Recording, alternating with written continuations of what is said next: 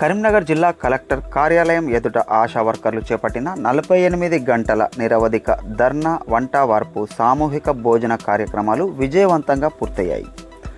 Fix వేతనం 18,000 అమలు చేయాలని, బడ్జెట్లో తగిన నిధులు కేటాయించాలని ఆశా వర్కర్లు డిమాండ్ చేశారు.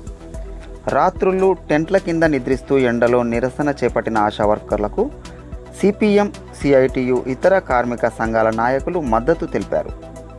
సిఐటియు నాయకులు మాట్లాడుతూ ఆశా వర్కర్లకు సరైన వేతనం ఇవ్వకపోవడం అన్యాయం అని విమర్శించారు.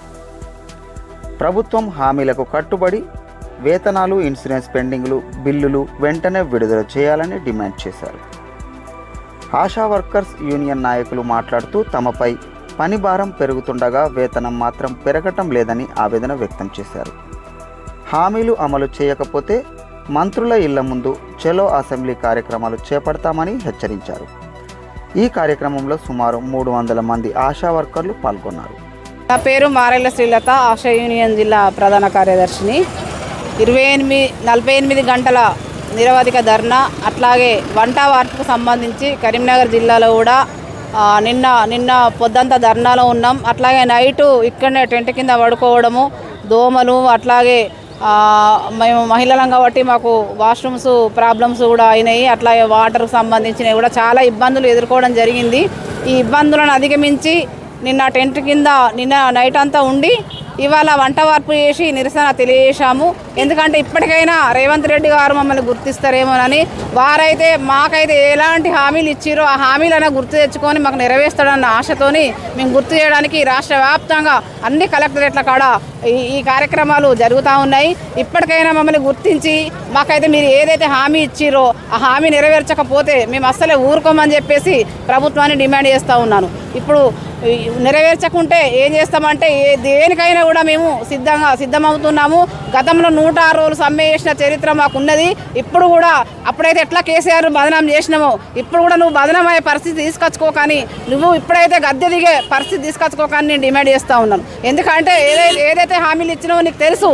మేమేమైతే పదే అడుగుతూ ఉన్నాం, వినతి పత్రాలు ఇస్తూ ఉన్నాం, మేము అడుగుతూనే ఉన్నాం. కానీ మీరు చెవి మీద కనీసం మేము అనేది గుర్తుకొస్తలేదు. ఆశా కార్యకర్తలు ఒక పని చెప్పడానికే గుర్తుకొస్తారు తప్ప పారితోషికాలు కానీ ఫిక్స్డ్ వేతనాలు ఇవ్వడానికి గుర్తుకు రారా అనేసి కూడా నేను అడుగుతూ ఉన్నాను. ఎందుకంటే మేము దేనికైనా ఇప్పుడు తెగించడానికి సిద్ధంగా ఉన్నాం. 20 సంవత్సరాలు అవుతుంది పని చేయబట్టి.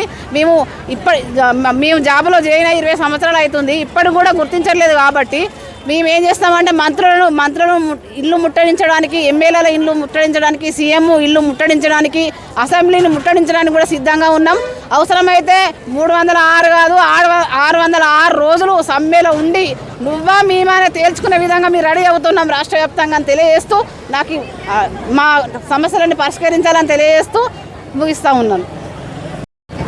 ఆశా కార్యకర్తలకు రేవంత్ రెడ్డి ప్రభుత్వం ఇచ్చిన హామీలు ఫిక్స్డ్ వేతనం 18,000, ప్రమాద బీమా సౌకర్యం 50 లక్షలు, మట్టి ఖర్చులు 50,000, ఈఎస్ఐ, పిఎఫ్, మహిళా సాధికారత కోసం నేను పనిచేస్తూ ఉన్నా, మీరన్నీ నాకు ఓట్లు వేయండి అని చెప్తే నమ్మి ఓట్లేసిన ఆశా కార్యకర్తలను నిన్నటి నుండి రోడ్ల మీద తన కుటుంబ సభ్యులను వదులుకొని నిన్నటి నుంచి రోడ్ల మీదనే ఇక్కడనే టెంట్ల కింద పడుకొని ఇక్కడనే వంటలు చేసుకొని అనేక ఇబ్బందులకు గురై 2 రోజుల నుంచి మహిళలు పనిచేస్తూ ఉన్న ధర్నాలు చేస్తూ ఉన్న పరిస్థితి ఉంది.